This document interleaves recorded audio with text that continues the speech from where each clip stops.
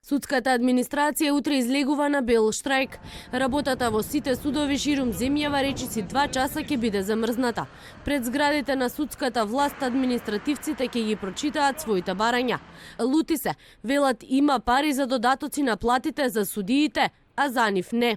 Како резултат на општото незадоволство од работа на судскиот буџетски совет и располагањето со тие средства на судиите, кога за нив не важат и закони и доделуваат додатоци на плата неоправдано, а за судските службеници секогаш изнаоѓаат изговори дека нема законско основ и така натаму.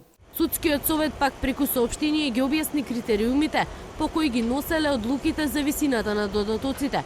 Вкупниот износ на финансиски средства за исплата на додатоци го определува судскиот буџетски совет за секој месец со посебна одлука во рамките на расположливиот буџет, се вели во соопштението.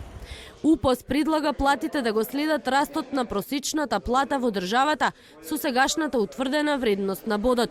Ресорниот министер Дамјан Манчевски рече дека дел од забелешките на синдикатот ќе бидат прифатени при измените на законите за административни службеници и за вработените во јавниот сектор.